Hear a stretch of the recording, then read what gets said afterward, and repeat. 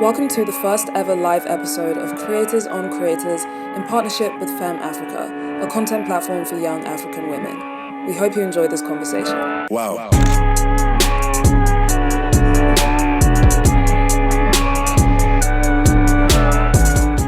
Hi everyone, I am Mikai McDermott. I make beauty and fashion content online. I'm also a writer and historian, and I studied international history at LSE. My research interests are Caribbean feminisms and global feminisms as well, and I really love interacting with beauty online. Hi everyone, I'm Olamide Olowe. I'm the founder and CEO of Topicals. I launched Topicals about 4 years ago. We're a skincare company available in the United States, the UK, Nigeria, and Canada at Sephora's across all of those continents and countries. Hi, I'm Alicia Lartey. I am primarily a beauty content creator. I'm also an esthetician. I'm about to be a cosmetic chemist. I'm also the head of MPD at Supernova Body, which is an Australian skincare brand.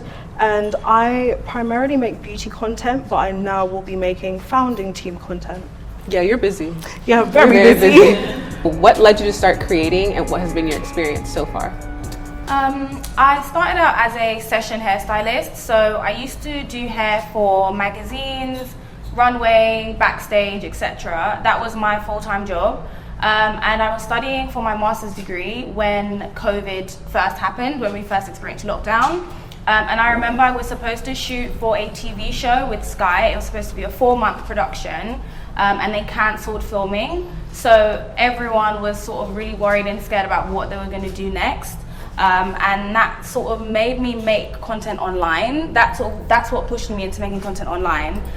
So it was like a roundabout way, because I initially wanted to do a PhD. Like I wanted to do just something else, but the climate made me make content online. So yeah, and my experience so far, it's been interesting. I think in our industry there are a lot of really strong and bold characters. So I think you always have to be very self-assured and confident of yourself, and you have to have your own principles and know what you will and won't do. But other than that, it's also been really positive, and like I meet so many amazing women every single day who are absolutely killing it. Amazing. What about you? It's been a very busy experience so far. I think I'm finding it very hard to juggle all the amazing opportunities that have been thrown at me. I think a little bit similarly to Mikai, I did want to do further education after uni, but I also didn't want to go back to uni. I was like, I need a break, but I want opportunities, so I need to figure out a way to create that for myself. And it's been a very big whirlwind. I've met so many people across so many different parts of the world. And I think it's really changed my idea of what beauty is, especially in the UK and Australia. I had no idea there was a whole community of Black people in Australia, but that was a very interesting experience for me to figure out. But it's been great so far, just very busy. Yeah, I love that. I'm, I guess, a bit different because I'm not a creator. I think that creators are amazing. We work with them every day. I myself, though, just don't have that bone in my body. I think my whole team is always like, create more content, do more things, but it just doesn't come natural to me. But what I would say that what I like to create is marketing. I've led for the last 4 years marketing at Topicals, the storytelling, working in tandem with our creative director and our brand team. And so I've really enjoyed it because I think it allows us to tell stories to communities with communities that haven't been heard before. And so we've taken skincare outside of the bathroom. It's this idea that it doesn't have to be something that you do alone. It could be a community effort. And so I've really enjoyed it. I think it's been a long 4 years, I won't lie. I think that every time I think about all the things that we've done, I get really excited about what Black women can create when we're given the resources. And so, yeah, I've enjoyed myself, but definitely tired. Yeah. Definitely tired. I think that's what I really like about Topicals, and I think that's carried your brand so far, that you embrace community so much more. Like, it doesn't feel like a solo project. It feels like everyone who wears the eye patches, everyone who uses the products, like they're a part of this big family. So yeah. I appreciate that. Okay, off the top of your head, what's your favorite brand collaboration and why, in a few words? Ooh. The favorite one we've done? Or just or like favorite maybe favorite one you've done, and then if you have one that you like saw that you were like, I got a lot of inspiration from this. Oh my god, I think the favorite one for me has been being on Nutrium's board of advisory, which is really fun. They kind of just leave me to do what I want, and I get to suggest a bunch of things, so that's really interesting. Oh, amazing. I love brands that give people freedom to do what they want to do, because I think sometimes with the bigger brands, there's a lot of heavy-handedness that comes with what should be created. Yeah, I feel that all the time. All the conglomerates. Yeah, you can really feel when it's a conglomerate brand. I feel like in the UK specifically too, like I bring an American lens to the UK. I'm living here in London now. I've been living here for like on and off for about a year. So it's been interesting to also learn about y'all's experience as creators with brands, particularly in the UK. I think there isn't as much freedom. I think it's far more strict compared to the US. Like I always see, we might be on the same campaign, but the type of content that gets created is like completely different. I think my favorite brand collab has probably been with YSL Beauty. I've worked with them a lot this year, and I think they're a great team that understand the importance of diversity and freedom. They really let the creator make what they want. Like every brief I ever get from them is 2 pages long, and it says, make sure to make something that your audience loves. That's it. Like we don't care what you do, just make sure that it's genuine, it's authentic to you, and your audience loves it. Oh, that's fun. I'd say my favorite brand collaboration that we've done to date would probably be, I think Smino was probably my favorite one. And I like Smino because it was a guy that was brought into the skincare world. And I think if you know Smino, you know he loves to take care of himself. He loves to just creatively express himself. So it was really fun to cast him for his first beauty campaign. I think men are so interesting when it comes to skincare and beauty.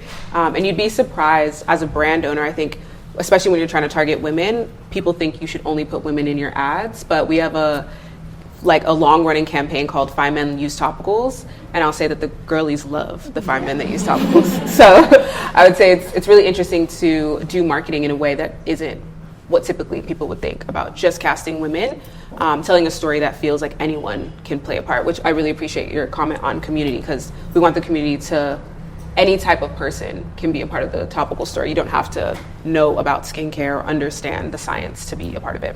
Do you prefer complete creative freedom or a big budget, Alicia? Do you know what? It has to come with both. And I feel like when you have complete creative freedom, you give a lot more and you do other people's jobs for them in a way. Like you're creating your own brief. Sometimes that brief gets used for other people as well. So I think it has to be hand in hand. I do hear that. I wish it was hand in hand. I feel like it's so rare. It's so rare to get. I find that when brands have tiny budgets, they want you to do everything. So you may get the creative freedom, but it's like, well, we only have £20 and we actually want you to do this global campaign with billboards and usage for the rest of your life. So I would have to choose big budget, just until I buy a house, and then afterwards, creative freedom. You know, from the brand perspective, I think a lot of creators want to work with big budgets. I think what's really interesting is the ROI, which stands for the return on investment, that a brand gets from spending that money. So I think when we think about sometimes what a creator needs to make something come to life, there's like a budget for that in a sense, and then there's actually their fee. And sometimes a creator will make something that looks really cool, but when we put it up or when they put it up, it doesn't actually impact sales. It doesn't really move the needle. It doesn't really move the needle for us. And so I wish that we could have both. And I think as a brand that we're definitely not a small brand anymore, but we're not the biggest brand. I'm very appreciative of how our community has welcomed us and has been flexible with us on budgets, because we do give people complete creative freedom. Like complete, we give you complete creative freedom. Time. But I think it's because I want to know what you think about our product from your POV. And sometimes as a brand, you think a product is for a specific thing, and then people start to hack it and use it a different way. And that positioning might be much better than what you originally thought. So I love to give people creative freedom for that. Because I would never have thought of that. I think what you said about ROI is so interesting, because now that I'm behind the scenes of a brand, I'm like, these numbers, they don't make sense. Like you obviously want to pay people their fees, their rates and everything, but like especially for upcoming brands, it can be so hard. Yeah, definitely. And I think that there are creators for different purposes as well. Like, you have some creators that do have really high ROI, they drive sales, but sometimes I think if we only look at creating through that lens, you get one type of person who gets every campaign.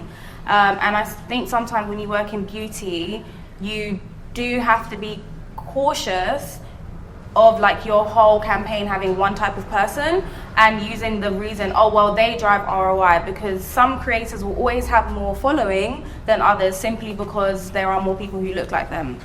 And whenever I speak to black PRs, they always say how important it is to push for creators who are diverse. Their numbers might be smaller, their ROI might be less, but their cultural impact is just as important, even if not more, for the community that represents them. Yeah, we tend to segment out our creators based on what impact they're having, so that you get a full rounded story. So some people, we're a skincare brand, but we work with a lot of fashion creators because sometimes we want people to give us more of a cultural relevant story piece there.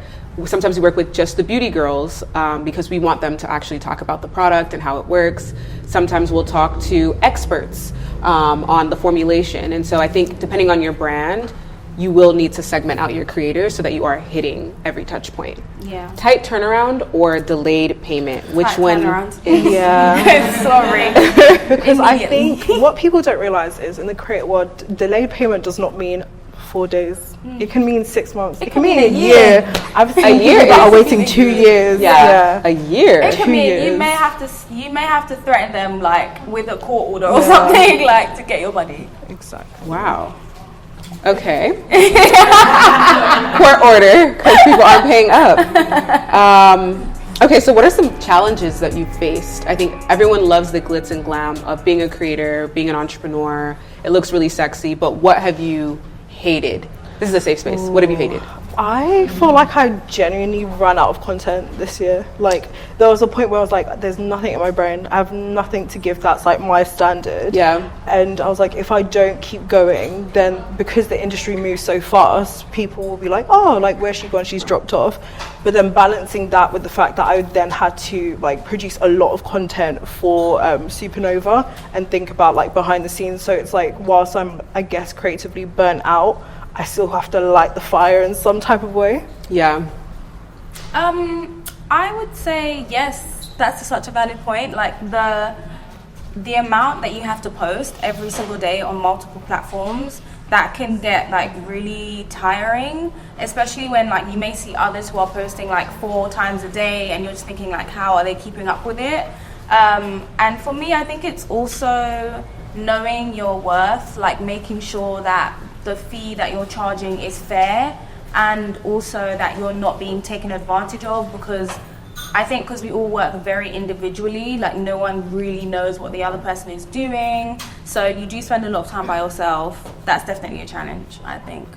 Yeah, I think interestingly enough, for me specifically, I think that everyone gets really excited about raising money. Like everyone wants to have cash and resources to build a business, but people don't realize that you owe people that money. And like there is a lot of pressure on you to deliver, whether it's like growth that is astronomical or for every product that you launch to be a hit, but then for you to also be profitable, but for you to also be able to pay your staff a living wage. Like there's just a lot of things that I have to think about. I'm really fortunate to have a really strong exec team that everyone has their own department that they oversee, so I don't have to be in the nitty-gritty of every single thing now, but this is 4 years in. And so I think people have to understand that when you raise money, yes, you get the money to build whatever it is that you want to build, but that's someone else's money. You know, they want that money back eventually, whether it's 5-10 years down the line. And I think we were making a joke earlier today, that my friend and I, that if you didn't take investor money and you ended up making the same revenue you made last year, you'd be fine, right? You'd be happy that, you know, the business is still doing well, but in our world, that's bad. Like making the same amount that you did the year before and not doubling that is like, there's something wrong. So sometimes you have to, people force you and push you to build your business faster, learn all of these things really quickly, even if it doesn't make sense. Like for example, we're in an economic downturn and they're still like, oh, well, we should be growing, we should be bigger. So Yeah, it's terrible. I don't even want to face these questions. It's terrible. What are some of your techniques for growing and engaging with your audience? I'm actually going to ask that for you because I feel like Topicals is one of the only brands where I'm like, oh, like, let me actually go and see what they've posted, because a lot of brands, it's a follow and then a mute.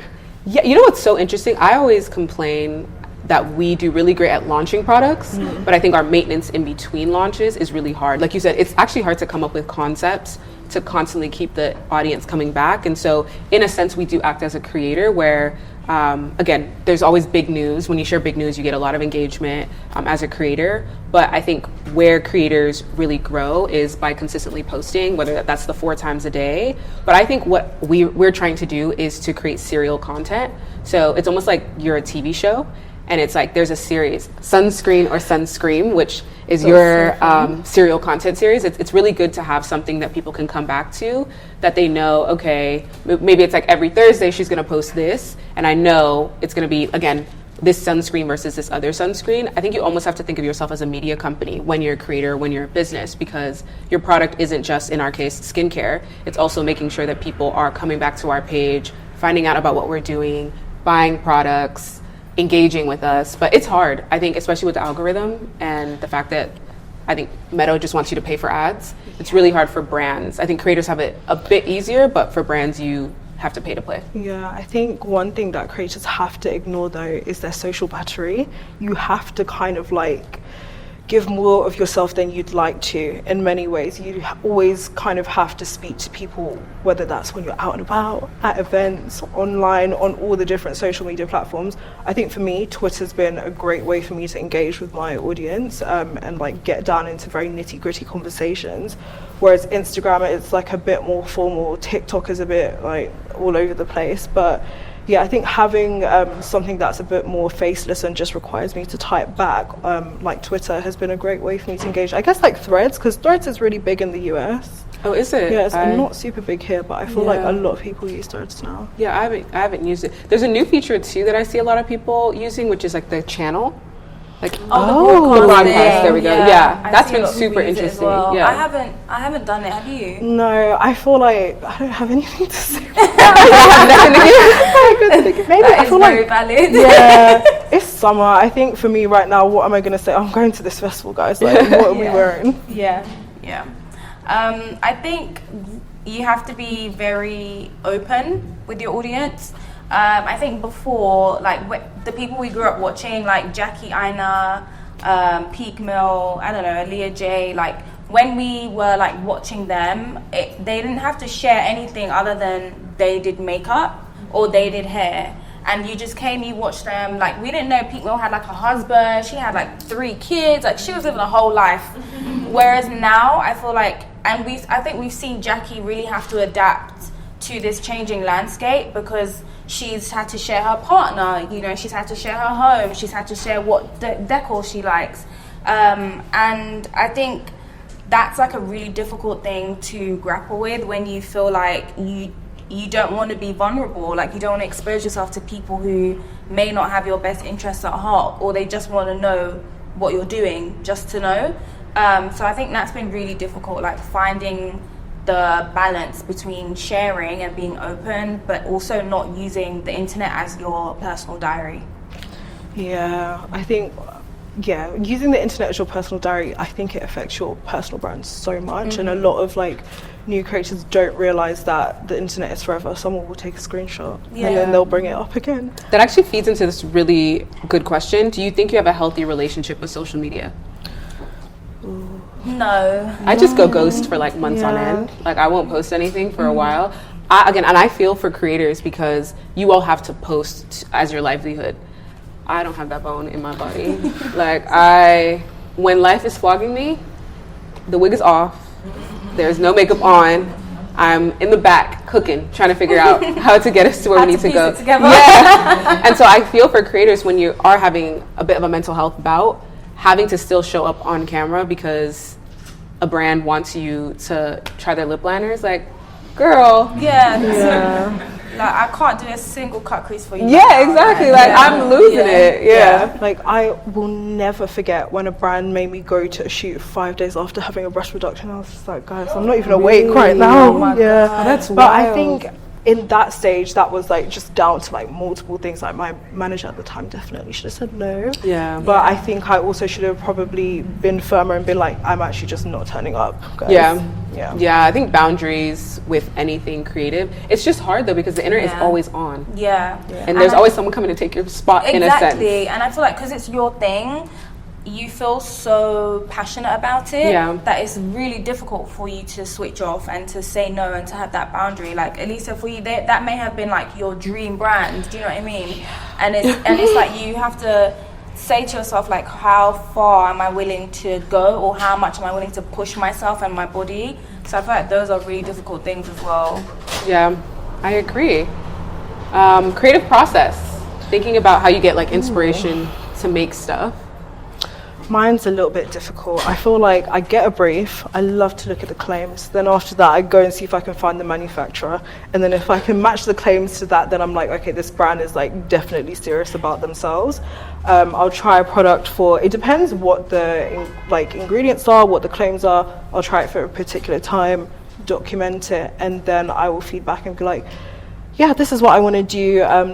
Right now, I feel like there's a lot more back and forth between brands, agencies, and me. But at the same time, I'm also very like hell-bent on pushing back and be like, this is what I'm doing. You're either getting this content or you're not getting anything from me. Yeah. Makes sense. Yeah, that's really important, I find as well, because I think sometimes brands have like an idea of what they want you to make, but that may not perform well on my platform, that may not translate the way you think it's going to, and we as creators, like, we know our audience best. So sometimes when someone sends a brief and it just doesn't work, this year I've started saying, like, actually I can't do the work if this is what you want me to do, because I'm not going to be a channel where like people come and it's just ad every video, because nobody wants to see that. But yeah, I think having that boundary is like really difficult. But creative process, I mean, I feel like my content now has become a lot more talkative, whereas before I just did makeup. So now when I receive a brief, I almost always ask if they want me to talk or not. And I normally push for a talking video, because I think it just makes it more casual and relaxed, and it doesn't feel so like a hard sell. So that's sort of my process. My creative process is a bit more product driven. So we will come up with a product and talk about the positioning, the claims. Our product marketing process starts at naming the product. So if you've seen any of our product names, High Roller, Faded, Slick Salve, we again like to build the marketing into the name of it, so that when you hear about it, you immediately know what it does, but it's also in like a cheeky and fun way. Our whole ethos is about skincare being fun and not necessarily serious, but still being hard hitting and effective. So from there, then we will try and decide what kind of storytelling we want to build around a campaign. So when I actually hated the name High Roller, it's come around now where I like it, but when I came up with that name High Roller, I started to think about in culture, what are things that people would associate with High Roller? And then we ended up doing a like casino themed campaign and shot artists that did, we had someone who was like a stripper on a pole, because it was an ingrown hair product, so you could use it in sensitive areas and intimate areas. We had Smino, because we knew he was going to be really fun. And then the hashtag that we led with is hit the jack spot. So we also, again, like to make our marketing feel like you're learning about what the product does, but it's also culturally relevant. Yeah. And I think that's what's so different about our marketing, is we don't just do hard-hitting claims and sell you on, you should buy this because you want all of your dark spots gone, or you want super soft skin. It's more about what nostalgic storytelling moment can we anchor this to, and then the benefits are just an additional thing. Okay, we're gonna play a fun game. Okay, so we just released a new product called the Faded Brightening and Cleansing Bar, which is an extension of our award-winning Faded collection. If you know Faded, it's the under eye mask, it's the serum that's really great for dark spots, and we also have a body mist. But with this new Faded Brightening and Cleansing Bar, we're gonna play a game where I'm gonna give you all, I guess, a brief, and you're gonna give me an idea for like a campaign or creative that you would do for topicals. Okay, so really want this brief to emphasize the results that the product drives, which is helping you clear dark spots. If you've seen the viral Kojic soap bars, you know that they sometimes can lead to irritation, but they can be really good at getting rid of dark spots, which I think we are all looking for something to get rid of dark spots. You can also emphasize that the soap bar is gentle, it's moisturizing, it doesn't dry your skin out. Most soaps feel really drying. You can definitely tell that tight texture after you've used it. It's non-bleaching. It's really great for all skin shades and tones. And then I'd really love for you to communicate some sort of lifestyle element, something that can be culturally relevant. It could be, again, music-oriented, fashion, beauty. Would love to hear what y'all have to say. Okay, I would probably do something around like get ready with me, but an outfit. So I'm heading on a trip soon. I'll probably bring the product with me and wear a bikini, talk about like going to the beach, sun care, tanning, etc., and how you should be avoiding going into the sun. And how when I did go to the sun, it darkened this particular mark I had, but I've been using this really good bar actually, by the way, and it's from Fit and it's topicals, and it's this one, and it's been like 4 weeks, and like let me put in a little picture so you guys can see, because I was looking crazy, and now my skin is looking so much better. And by the way, it's not bleaching cream because that is wild. Please don't use that. I would go down that type of route, and then of course show my outfit as well, because I'm heading out to the beach, and I think it would be a good segue. It would be a good point to use SPF, not show the type of SPF I'm using, but also it would feel more natural and integrated, because I'm speaking about going outside in the sun using sun care, which you also need to prevent your dark spots from reoccurring. So I'd probably do that. What would you charge for a campaign like that? Well, I think it's very dependent on the type of brand you're working for.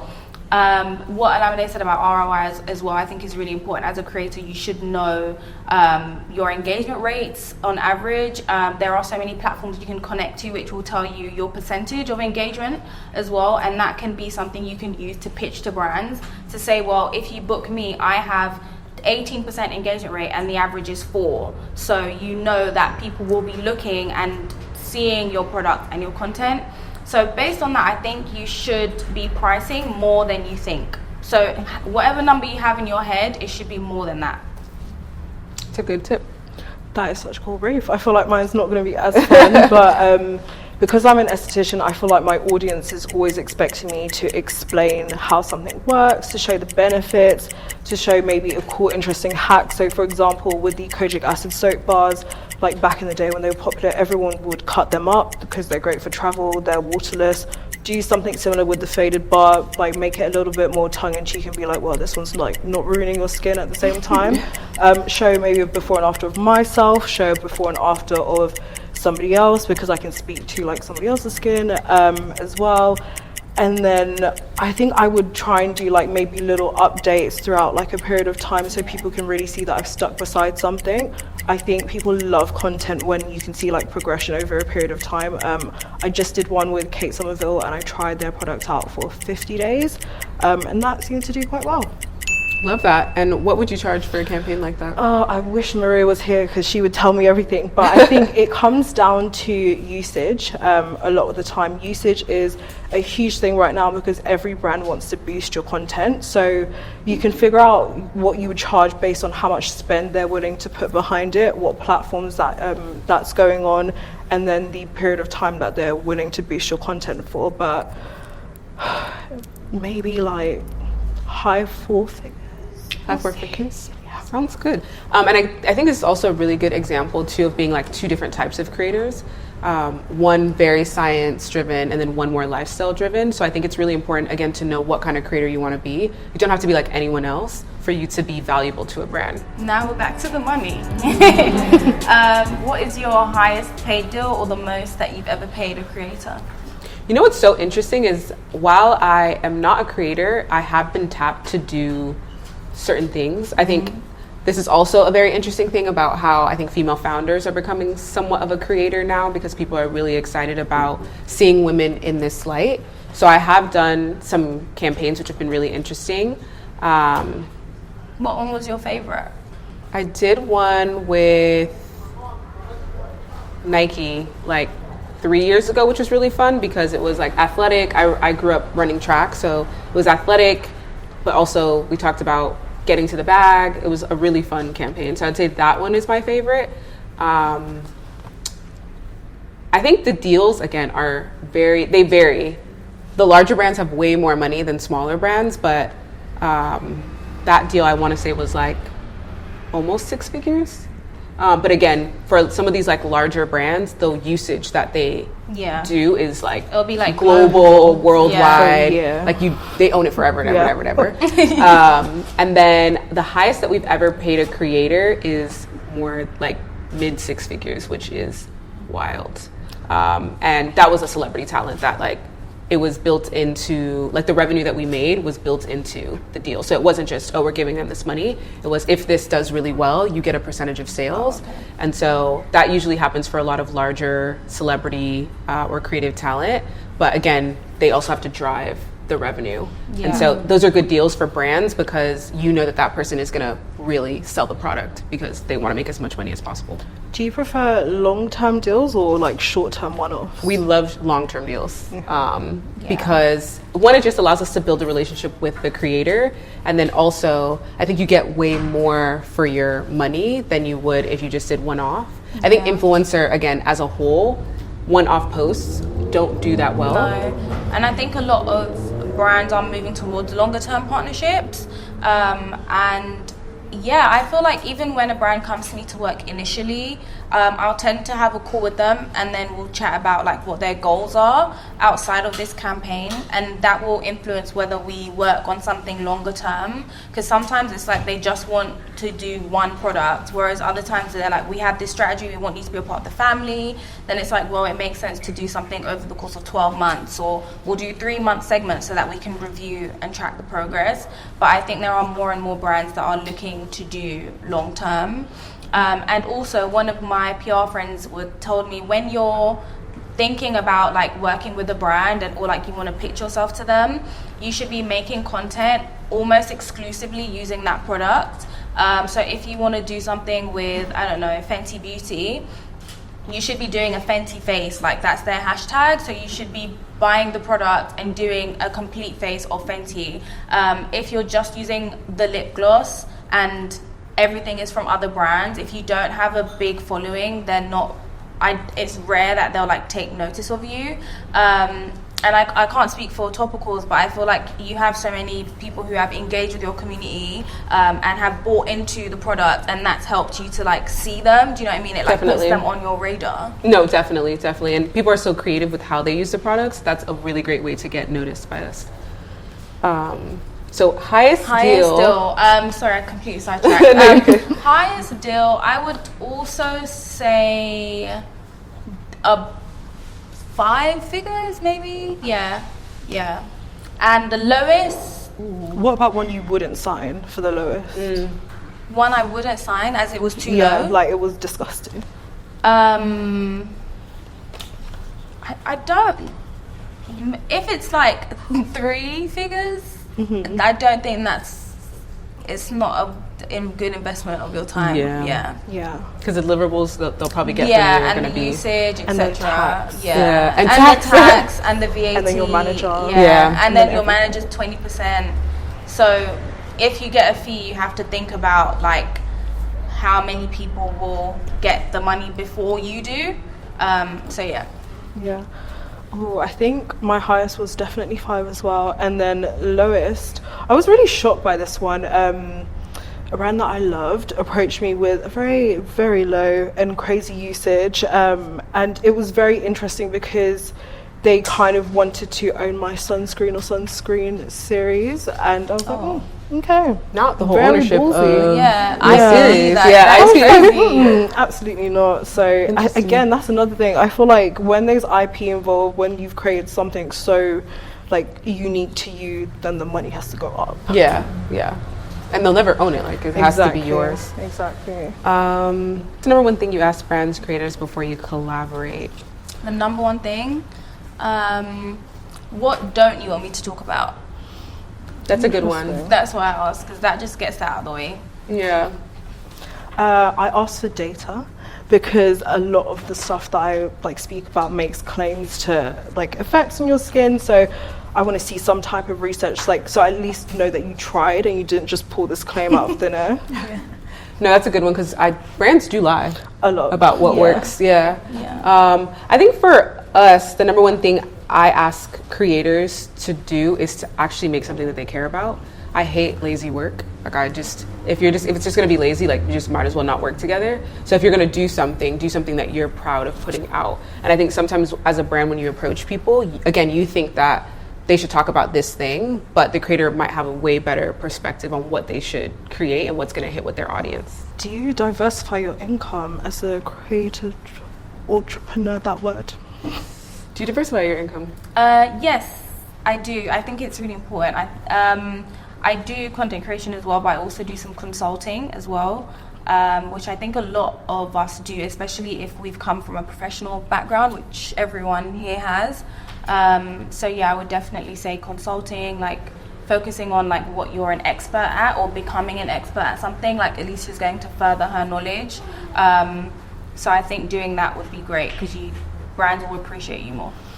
Yeah, I think for me, as much as I love creating content, I don't want to be 60 creating content. I want this to stop at some stage, or I want to have the freedom to be like Olamide, I'm just not doing anything content-wise. So I think it was really important for me to find something that I could do long-term. So I ended up joining the founding team for Supernova Body, and as part of that, I was like, this is a lot of my IP, blah, blah, blah. I was offered shares, so that's a great thing, and eventually I guess like a lot of brands will sell, so you will get a return on those shares. Yeah, that's such a good point. I don't think enough people understand about owning equity in a business or owning equity as an advisor. It's obviously not cash today, but if that business does well, like you said, if it sells or if they buy back the shares, they typically buy it back at a value that's higher than whatever it was given to you at. And I think that's really the way you make wealth. I think, like you said, having to show up every single day and make content, even as like someone who works at a company, I still work at Topicals, I'm an employee of Topicals, showing up every day to work there isn't going to really generate the wealth that I think a lot of us talk about that changes communities. You actually have to have ownership, and then that ownership needs to provide leverage for you to then sell it, again, exchange it for a higher sum than what you originally got it for. I think I mentioned a bit about diversification around being a female founder, and not necessarily being a content creator, but a lot of people seeing you as somewhat of a public figure.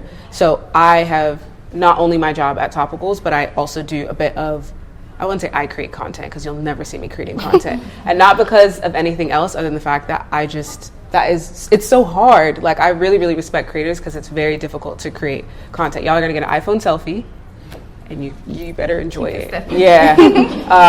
But yeah, it's been fun to do like content or be on set with brands. And then I also have started consulting, which has been interesting because, you know, as a founder, you typically are focused only on your business, but I really believe in community business and helping the community also create businesses. I think the world is going to be a better place when we have hundreds and thousands of Topicals versus just us.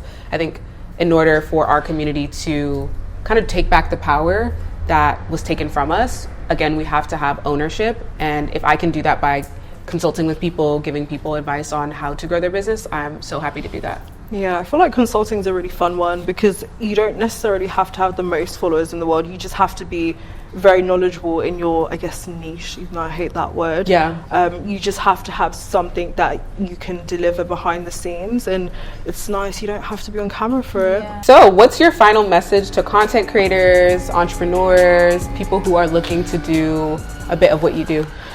Get an accountant. Don't file your taxes yourself. Have a great schedule. Make sure that whatever you're doing, you love it. And even if you don't love it to the fullest, you love your dedication to whatever point you want to get to, whether that's like buying a house, literally traveling the world, whatever it is. And I would say make sure you research whatever you talk about, because there are experts watching at all times. What about you? Final message. Like Alicia, get an accountant. I would say read some books on business. Because it's an industry with a lot of women, I think people underestimate us generally, and they think that it's all nice and girly and pink and flowers. Like, these are entrepreneurs, people who are passionate, dedicated, intelligent, and smart. And they care about what they're doing, and you will meet personalities, like I said at the start, who are equally, if not more, strong-willed, bold, and confident. So I think it's very important to understand that this is a competitive and intense industry. Everyone is working for themselves. I don't want to be a Debbie Downer, by the way, but I think it's important if you want to make content. It's like wanting to be a footballer, but for girls. Because like all guys they hurt their knee or something, and now they don't play, but they were gonna be a footballer. So it's the same vibe with a lot of women who enter the industry. Like, it's highly competitive, so keep your wits about you. Have friends who do not do this job that you can trust and that you can come to and cry on their shoulder, and treat the people you meet as colleagues. Be polite, be nice. It takes you very far. I know everyone says that, but like, the moment you're rude, everyone knows, and now that's your reputation, and now nobody wants to work with you because the industry is tiny. So be nice. It's not that hard. Yeah. I would say have a point of view. I think so many people are swayed left and right by whatever's cool, whether that's creating a brand, being a creator. Have your own point of view and stick with it. Be flexible and adaptable and hear people out. Be a good listener, but it's really about having your own point of view. I don't think any creator or any business that's really blown was a business that chased every trend. And I think we have to, especially with the algorithms, we have to stop chasing every trend and stick with what works for us. Learn about business. I think so many of us shy away from business because we think it's hard, it's complex. It's really not that complex. And there are a ton of books out there that will teach you a lot of things. I think a lot of women creators are also coming out and talking a lot about the business side of things. So use YouTube, because there's so many videos about raising capital, pitching to investors, how to manufacture a product. There's so much information out there, and I think so many times everyone wants it to be easy or for it to be spoon-fed, but everything you're looking for is actually out there. Have you got any exciting projects coming up? I saw something on Topicals' story. Yeah, we actually have so many things. So the first half of the year for us was like slower. Second half is all go. So there will be a lot of really, really fun things. Also, y'all are going to hear it first, but we have a brand trip next month, and it's open to anyone. Anyone can come. You can find out like how to come to the trip, but it's open to anyone. And there's a few spots. So if you do want to come party with us in Bermuda, feel free to get active. Everyone had Bermuda. They said, "Oh, actually." Feel free to get active. Let me pack my bikini. What about you? Any exciting projects coming up? I'm working on a few more long-term things with some of my goal brands, so that's really exciting this year. And I don't know, I'm just vibing, if I'm being honest. Just vibing, taking it easy, taking it as it comes. Hopefully yapping more. Yeah.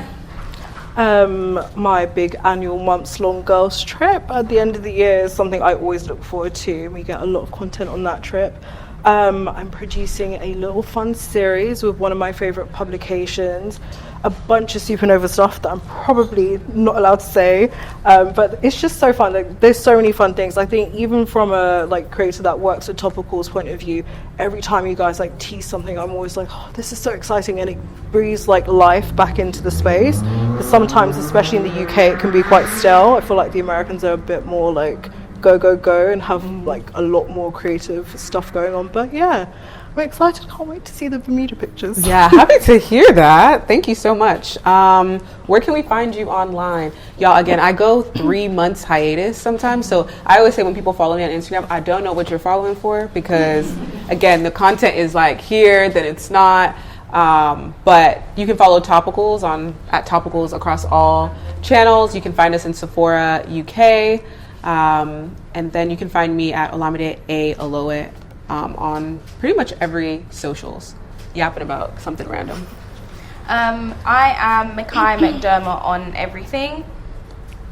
And I'm Alicia Lartey on everything. Well, thank you, Creators on Creators, for having us. Yeah.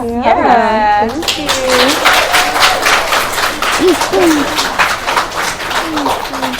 Lastly, if you haven't done so already, make sure to leave a rating or a review on the podcast. That really helps to make sure that this podcast gets boosted and other people get to find the information. And subscribe. Yes. Okay. Thank you. Thank you, everyone. Thank you.